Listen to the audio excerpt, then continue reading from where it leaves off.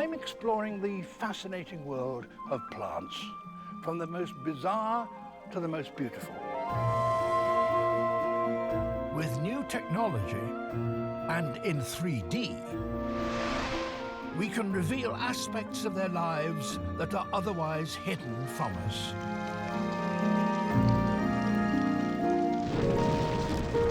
We can change time to discover a dynamic world of constant motion.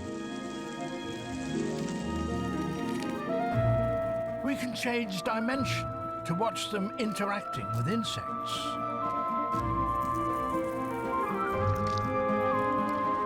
We can analyze how they communicate with color, with scent,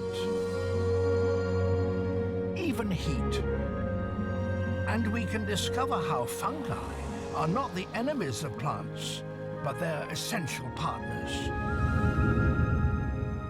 And we can watch all these dramas unfolding in just one unique place, outside in the gardens and inside these spectacular pavilions of glass. The Royal Botanic Gardens at Kew.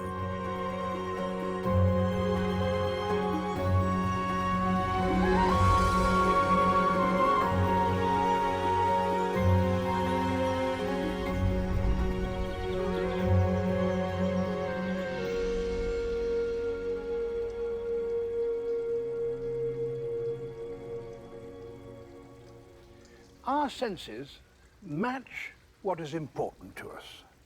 Our eyes can detect just tiny little movements and see best during the day.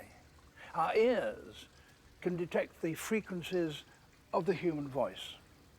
But there are many things that are important to plants that we can't detect. This is an exploration of that hidden world.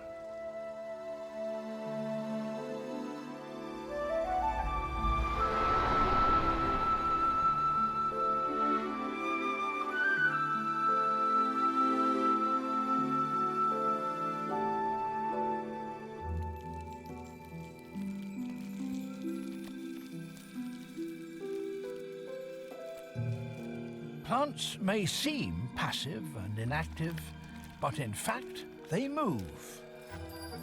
These are among the most mysterious. Sundews. The leaves, like those of other plants, use sunlight to help them grow. But their glistening tentacles get food in another way. They are traps. Plants, to grow properly, need sunlight and water and minerals and nutrients which they get from the soil. But in some parts of the world, in swamps and bogs, for example, there are very few minerals and nutrients in the soil. So plants have to get those things from somewhere else, and they get them from the bodies of dead animals. Each tentacle is tipped with a glistening droplet. It may look like nectar, and indeed many insects seem especially attracted to it. But it's not. It's a glue.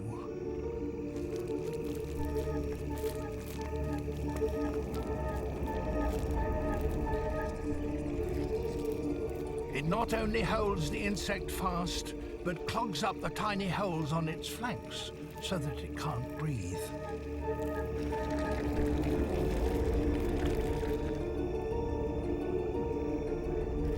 Time-lapse cameras reveal that tentacles that have not been touched by the insect now start to bend towards it. How they detect the insect's presence, we still don't know. Finally, the sundew begins to fold its whole leaf around its prey.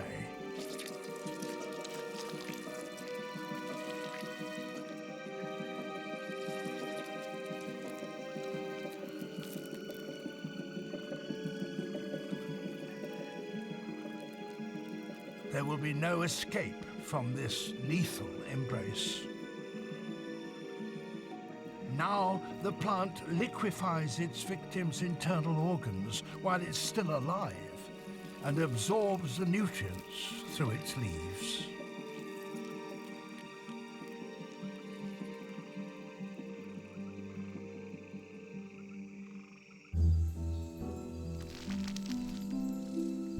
Other carnivorous plants don't require special photography to show how fast they can be.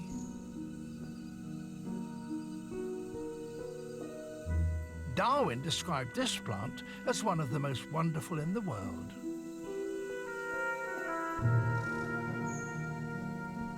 It's a native of the coastal plains of North and South Carolina in America. The Venus flytrap. It catches insects with booby traps. At the top, the leaves are baited with a sweet nectar. But lower down, there are a few upright bristles. Triggers. Many things might accidentally touch one of them, so a single touch has no effect. But a fly crawling around on the leaf sipping the nectar is likely to touch more than one of the bristles. And if it touches two within 20 seconds, that's different.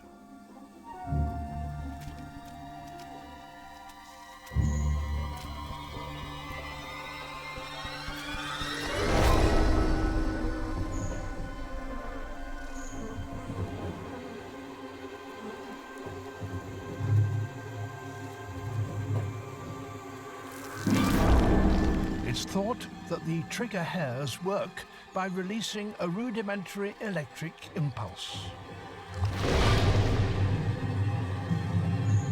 The victim's desperate attempts to find a way out simply trigger more hairs and encourage the trap to close even more tightly.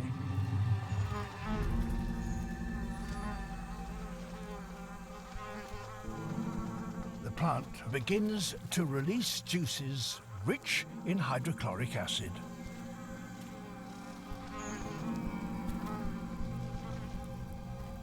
It will take 10 days to completely digest its meal.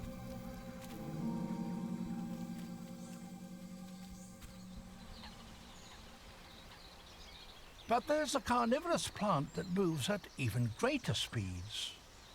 It lives in the hidden underwater world of lakes and ponds.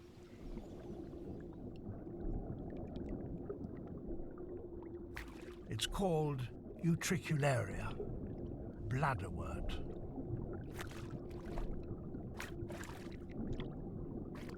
These tiny wrigglers are mosquito larvae, and they are among its prey.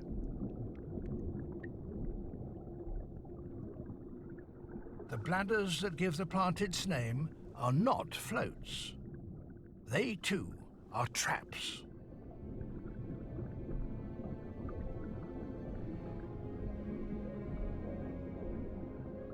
Each bladder contains a partial vacuum and has a one-way entrance. By slowing down the action 240 times, we can see how they work. With the slightest touch, the door flies open inwards, sweeping the prey inside. It all happens in less than a millisecond.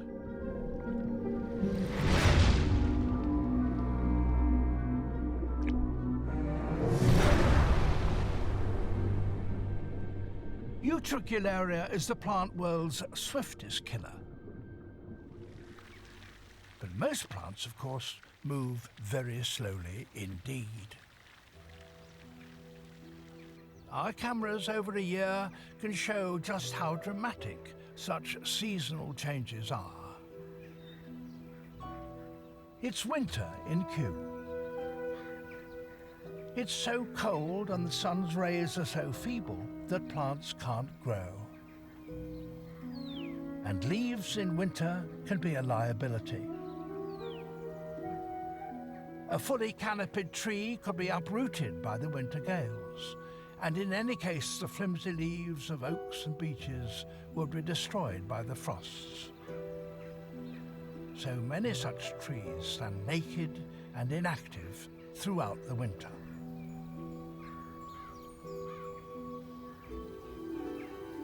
But eventually the sun begins to rise higher and higher in the sky, the days get warmer, and spring arrives.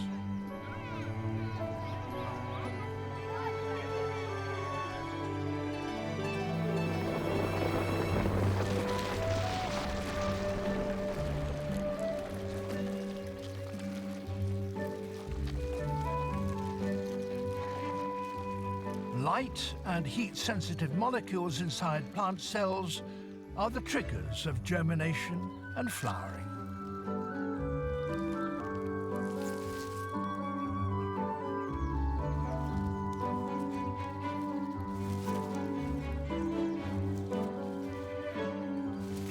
Timing is critical. Bloom too early and frost can kill a plant. Too late, and it can be swamped by the growth of its rivals. The first in flower are bulbs. The beds in front of Kew's Palm House are transformed as they burst into colour.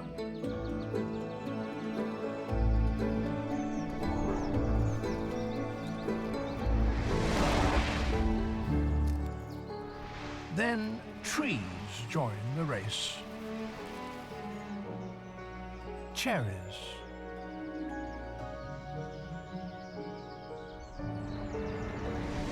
and magnolias.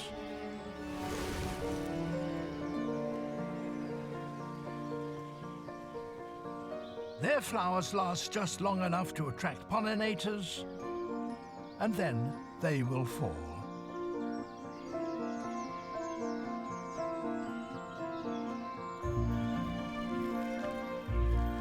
Meanwhile, in the woods, bluebells begin to appear.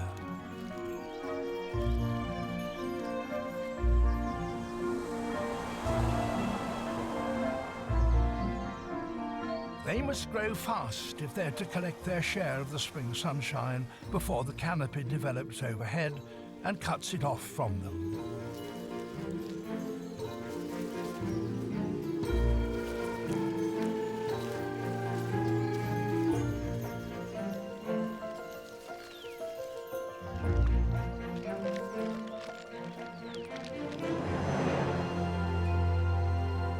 But in some parts of the world, spring and summer may last only a few weeks. And the plants that live there have to complete their annual activities very swiftly. Kew makes special arrangements for them. This is the garden's newest glass house. It's the Alpine House.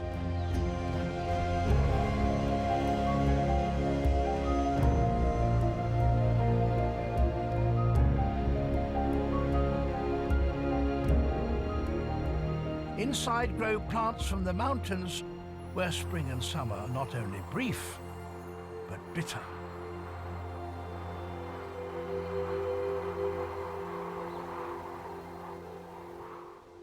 This house has been built to replicate alpine conditions, and it does it with this strange shape.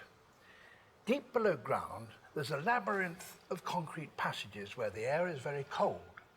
And as the temperature up here warms, so that cold air is drawn up through vents and flows over the plants at ground level. And then as it warms still further, it rises and escapes through vents at the top. And when the sun is really strong, it's got a further trick up its sleeve.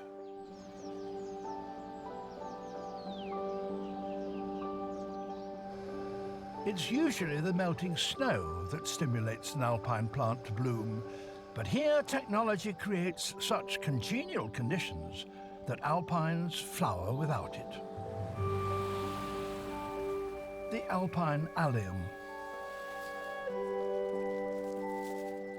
rosacea, a Himalayan plant which is closely related to ginger,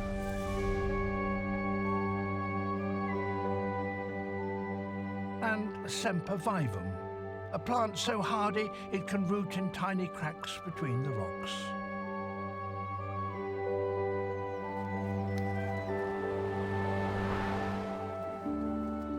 Mountain plants, it's true, are nearly all tiny, but they have the beauty and fascination of jewels. However, flowers did not evolve to please our eyes. Their function is to please insects. Nobody can be exactly sure how insects view the world, but it's certainly rather different from the way we do. We can see a part of the spectrum from red, which is long wavelength light, through orange and yellow and green and blue to violet, which is short wavelength light. But insects can see even shorter wavelengths still. They can see ultraviolet. And we can use special cameras to reveal just what information that sensitivity to ultraviolet light reveals. We can move from how we see the world to how insects might see it.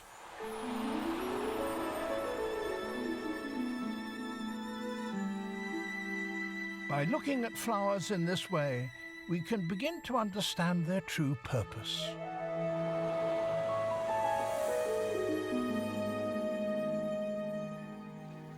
This flower, to our eyes, seems to have uniformly plain petals. But to the insect looking at it in ultraviolet, each petal has a white tip. So there's a circle of white, drawing attention to the bullseye, which is there where the insect can find pollen.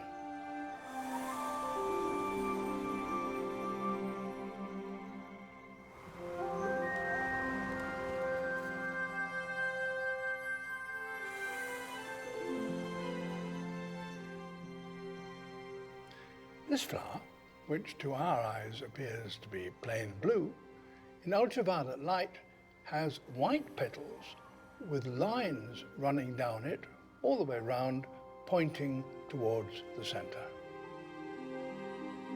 And this is the common foxglove, with, to our eyes, nothing more than a few random markings on its throat. But to an insect, there are more. These white lines probably act as landing lights which guide it to the nectar. The most important structures are often the most vividly colored. The nectaries glow brightly, as does the pollen.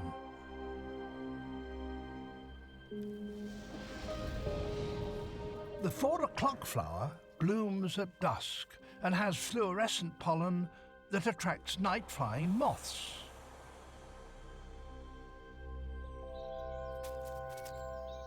This sensitivity to ultraviolet is just one way in which plants communicate with insects.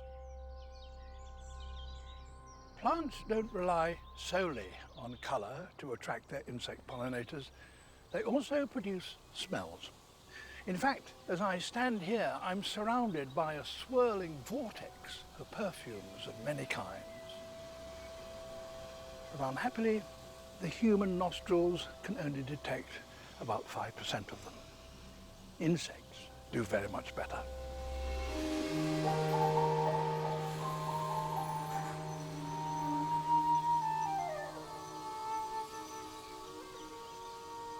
We can imagine microscopic droplets of these volatile oils suspended in the air.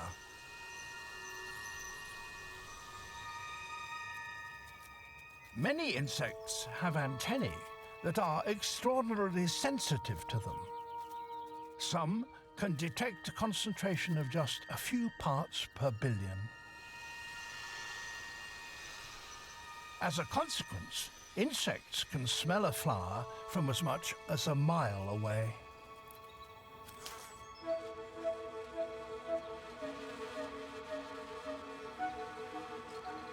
But messages can also travel in the other direction. Some insects can communicate with plants. They do it with sound.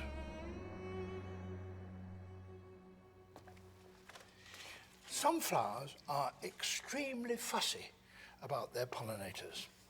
This is Gustavia from the Amazon rainforests. Here are its flower buds. Each one will only open for a few hours, and in that time it has to be visited by a particular kind of bee that buzzes with a particular musical note. Well, of course, there aren't bees like that flying around here in London, but we have ways of deceiving Gustavia with a tuning fork. All we have to do now is to wait for the flowers to open.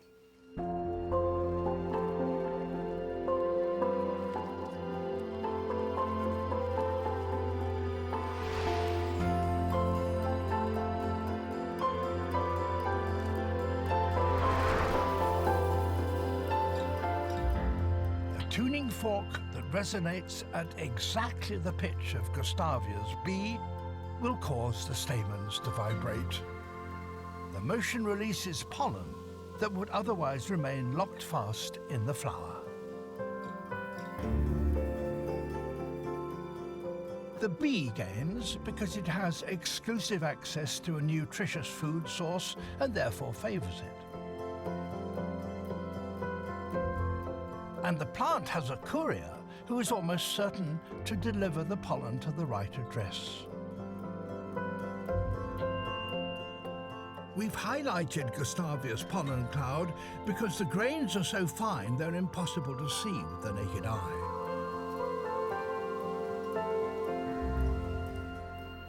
But there is a way to examine even the tiniest pollen grain with an electron microscope.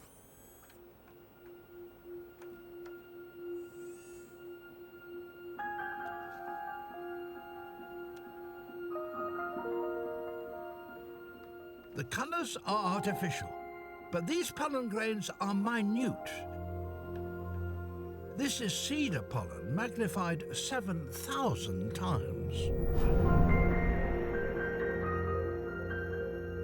Each grain contains a tiny bundle of the particular DNA that will fertilize a flower produced by another individual of the same species. But it has to get to such a flower. Some plants use animals as couriers. This mountain ebony pollen is sticky and clings to the fur of bats. Eelgrass pollen carries a bundle of filaments that will suspend the grain in water at just the depth at which the plant's flowers bloom.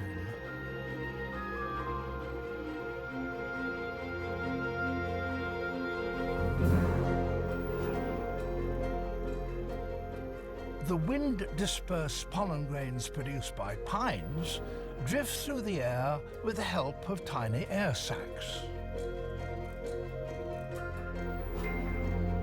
Looking at the grains through a microscope reveals how astonishingly complex their shapes can be. Each is unique to one particular species of plant.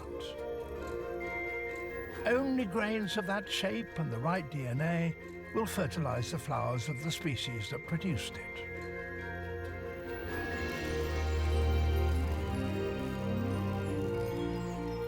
A pollen grain, when it arrives on such a flower, doesn't swim like the sperm of an animal. Instead, as this illustration shows, it produces a tube which grows down into the ovary at the very center of the flower.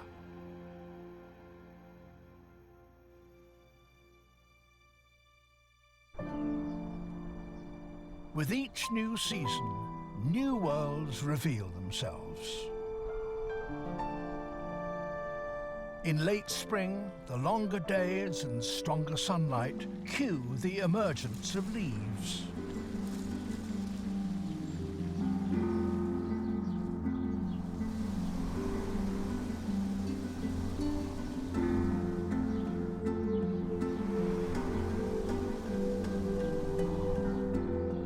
The gardens are transformed.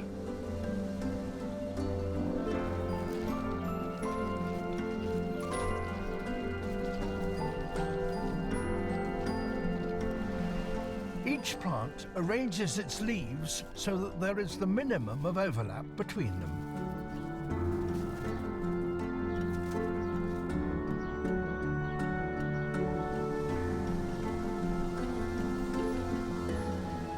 They grow to fill all the available space, ensuring that every ray of light is harnessed by the green chlorophyll inside them.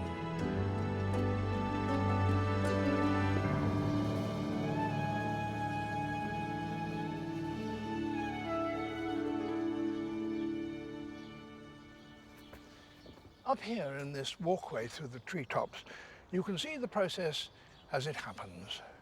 In just a few weeks, the trees clothe themselves in green. The amount they produce of leaves and shoots is extraordinary.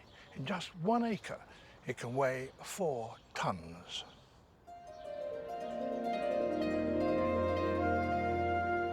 During the long, warm days of summer, leaves of all shapes and sizes grow in great abundance. And it's not just plants that depend on them. The rich foliage provides hidden habitats for whole communities of tiny insect herbivores and their predators.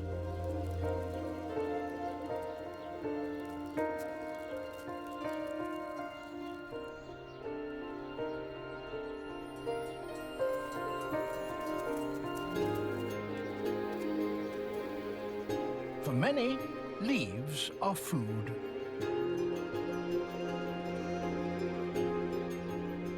Blackfly get what they need by stabbing their needle-like mouthparts into the veins of leaves and stems and extracting the sap. They don't even need to suck. The pressure inside the plant is enough to squirt the sap into their stomachs. Mealybugs are also sap drinkers. They produce a waxy powder from their skin, which most predators dislike, so that they're able to drink unmolested out in the open.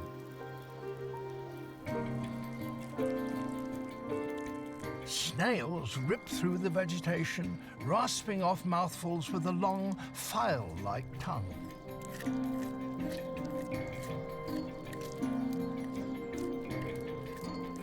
A single snail can consume 1/5 of the weight of its body, shell and all, in a single day.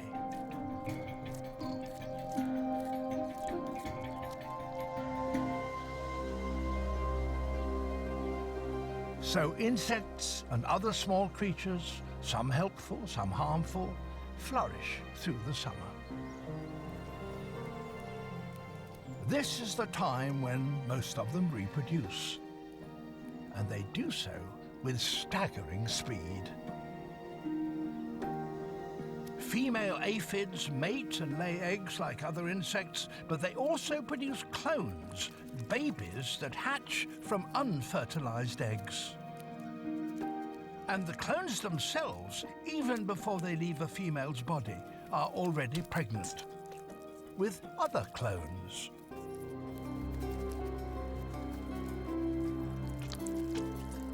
Such telescope generations enable aphids to infest a whole plant in a matter of hours. But aphids are themselves food for others, and assemblies like these don't go unnoticed by other insects. Among the most voracious are the many kinds of ladybird and their larvae. This is the young of a ladybird called Cryptolaemus, and it eats virtually nothing but mealybugs and aphids. When young and as an adult.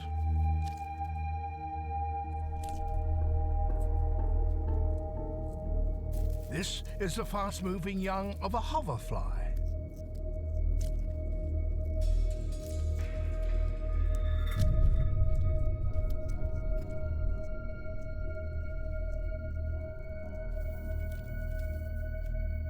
This larva of a lacewing is totally blind, but it doesn't need to see. It has an acute sense of smell and is especially sensitive to the pheromones produced by aphids. It attacks its prey by impaling them on a large hook in its mouth and then sucking them dry. And it has an unquenchable appetite. It will eat up to 600 aphids before it's adult. Most predators aren't fussy about the plants they live on, as long as there is prey to hunt. But one predator has formed a special partnership with a plant that looks rather like the insect-eating sundew. This plant, which is called Rorigula, also catches insects which get stuck to these sticky hairs on its leaves.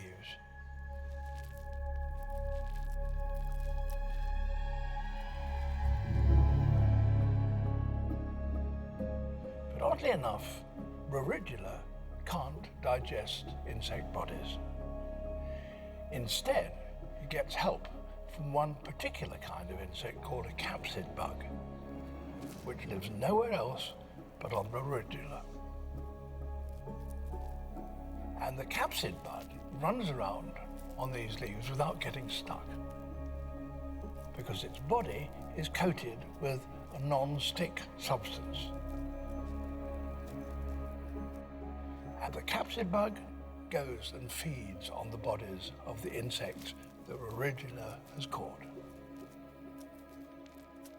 And when an insect lands and is caught, the capsid bug runs across, sticks its mouthpart into the insect's body and sucks it dry.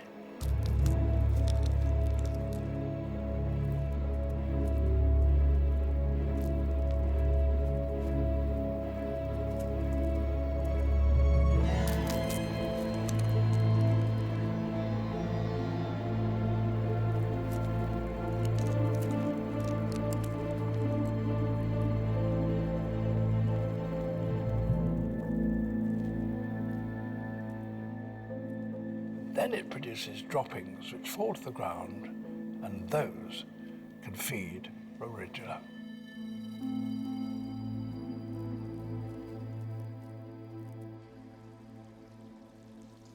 The carefully controlled conditions inside Kew's glasshouses certainly suit plants.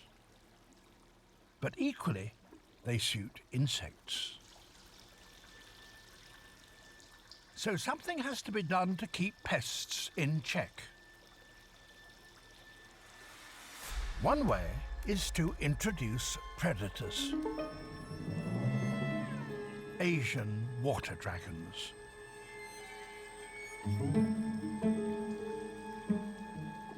They exist on a diet of mealworms and cockroaches.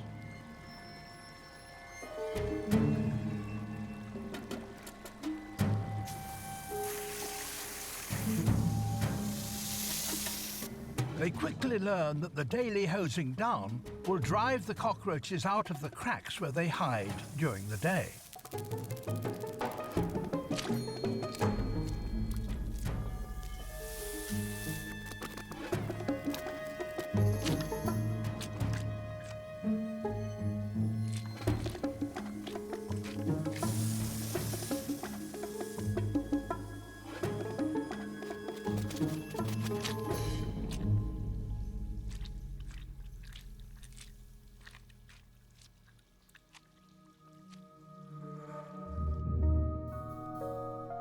There are also more subtle ways of controlling pests that visitors seldom notice.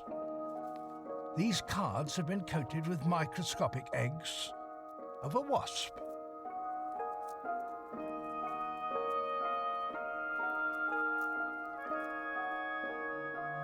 When they hatch, the young wasps go off in search of their favorite prey, aphids.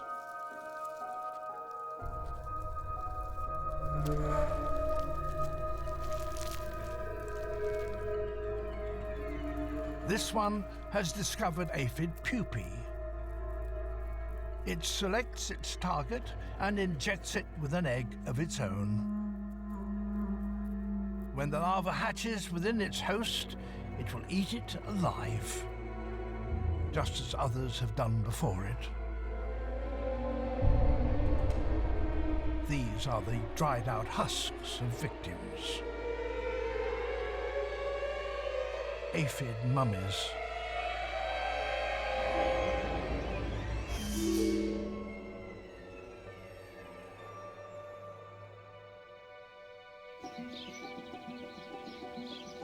Kew is starting its next great seasonal transformation. Autumn.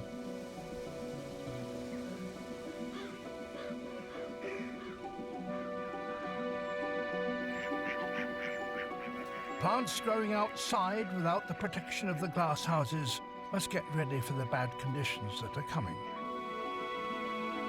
Trees prepare to lose their leaves. The green chlorophyll inside them begins to break down to be reabsorbed. The bright colours are byproducts of the process.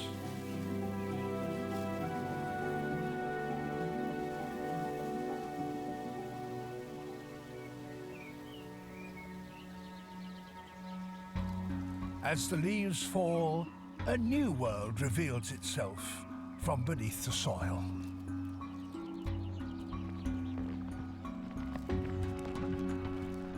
Fungi.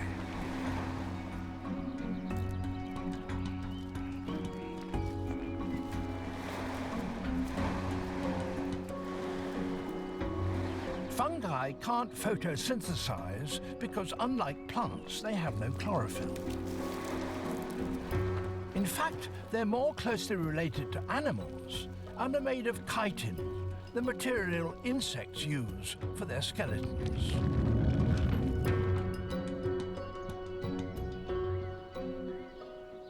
These are the fruiting bodies of a fungus. Their function is to produce dust-like spores, which are then blown away through the woodland to grow elsewhere. But these are only a tiny part of the fungus. Most of the body of the fungus is beneath the ground, a tangle of tiny threads which extend for hundreds of yards through the forest. And we're now beginning to realize that those threads are essential for the growth and health of many of the woodland plants.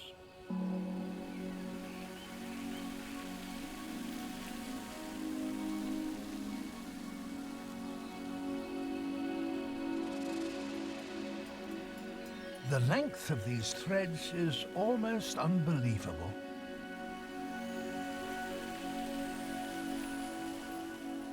One specimen in America was found to extend across nearly 4 square miles. That's an area 16 times bigger than Kew Gardens itself. Technically speaking, it's the largest known living organism on the planet.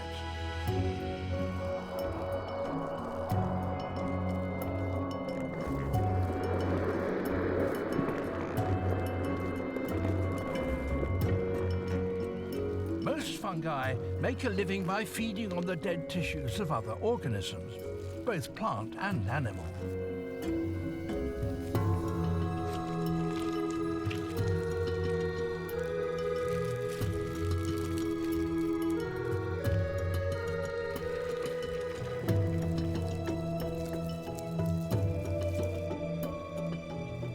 They produce powerful chemicals that enable them to break down about 90% of all organic matter, including leaves and wood.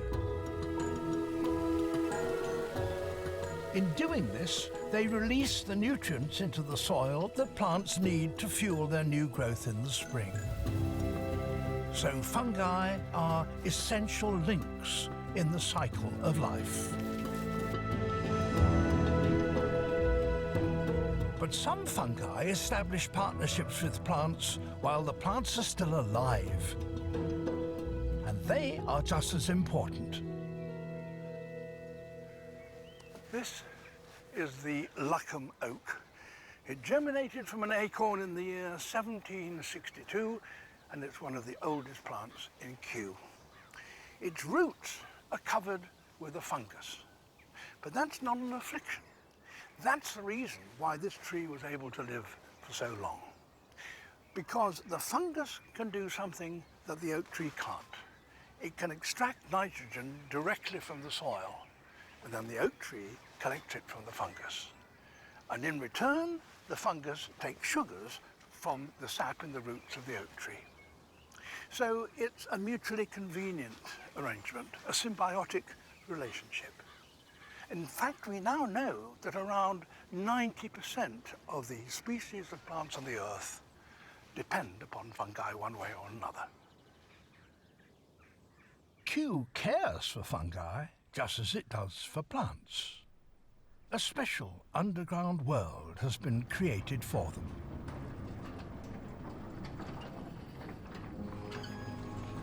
Here, thousands of different species are preserved in boxes. This is the fungarium. There are more specimens of fungi here than anywhere else in the world, 1.25 million of them. And scientists come from all over the world here to Kew in order to study them. The fungarium contains specimens that Kew has collected throughout the course of its 400-year history. They're stored for their potential value in science and medicine. Perhaps the most famous is this one. This is penicillium, a mold from which we get penicillin. There's another which is able to digest oil, and scientists are working to see whether it could be useful in cleaning up oil spills. But fungi can also be very sinister. This caterpillar has a fungus growing from its head. It's a species of cordyceps, a tropical fungus that has developed a gruesome power. They can infect the brain of an animal. One infects ants and causes an ant to climb up a grass stem, clamp its jaws on the top, and there, high up on the plant, the fungus kills it.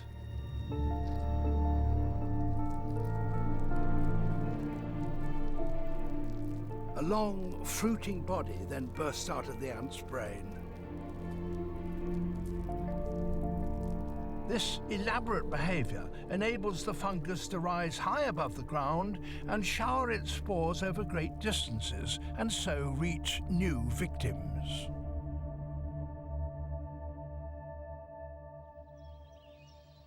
The world of plants is still full of secrets, even though we have so many different ways of investigating their lives.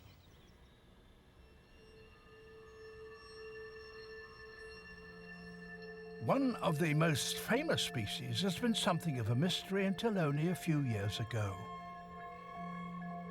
It may look like a tree, but in reality, this is just a single giant leaf. It's called the Titan arum, and it's a record breaker. But not because of what you see now. In a week or so, that green stem and the leaflets that grow on top will die and rot and disappear. But beneath the surface of the soil, there is a gigantic tuber, and it's from that that the record breaker will emerge.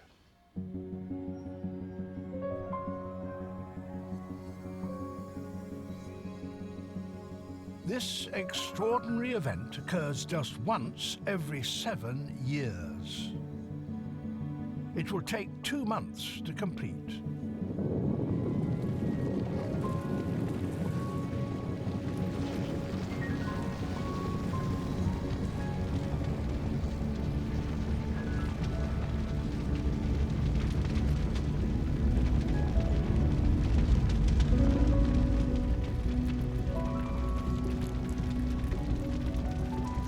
But this new growth is neither a trunk nor a leaf.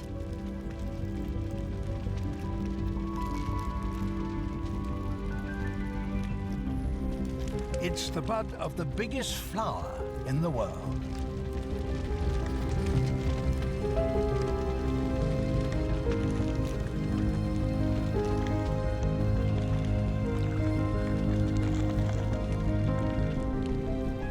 As it grows, day after day, a huge spire, the spadix, rises from the center of the developing flower.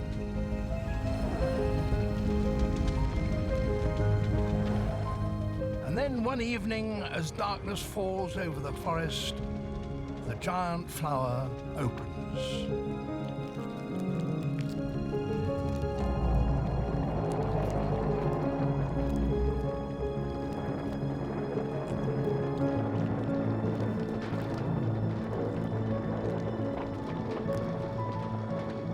This surely is one of the most astonishing of blooms.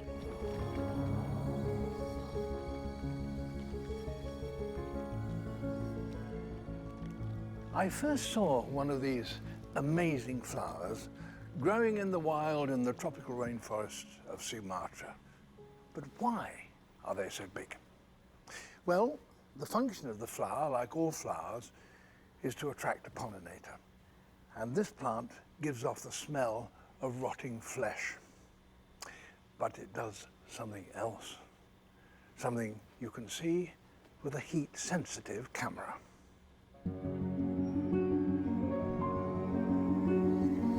This remarkable device reveals something astonishing.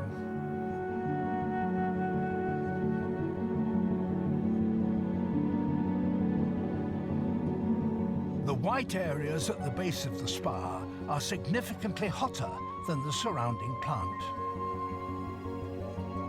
It's heating up. At its hottest, the spire can reach 37 degrees centigrade, the same temperature as the body of a mammal.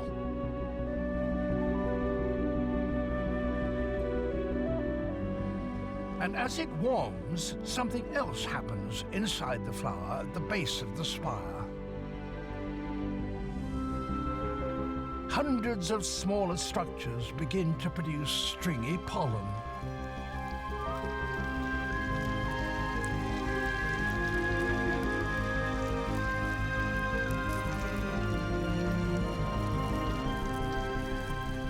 The Titanarum is readying itself for the arrival of pollinating insects. Tiny sweat bees, and probably carrion beetles as well, are attracted by a combination of the powerful smell and the heat. Other flowers that smell of carrion also produce heat, so it seems that what is happening is that they are mimicking the warmth of the body of a recently dead animal. But the hot air produced in pulses from the Titanarum spire must have a different function. At night, a layer of cold air, still air, forms between the forest canopy and the forest floor. But the spire of the Titanarum, producing these pulses of warm air, pierces that barrier so that the smell of the Titanarum spreads out of the top of the canopy far and wide, so attracting insects, pollinating insects, from a long way away. If we could imagine such a spectacle, it would look something like smoke from a chimney, discharging heat into the night sky.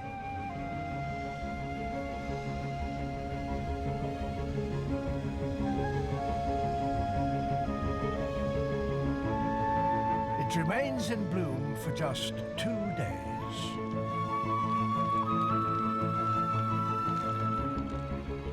And then it closes.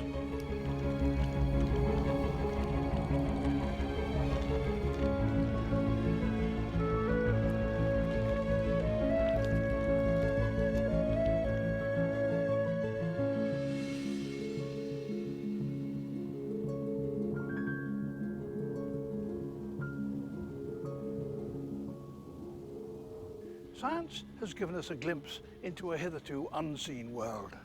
However, our journey of discovery has only just started. As technology advances, so will our understanding of the hidden world of plants.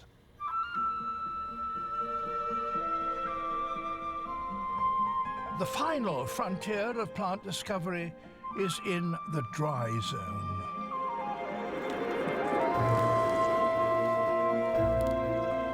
In deserts, plants use an extraordinary range of adaptations in order to survive, by day and by night.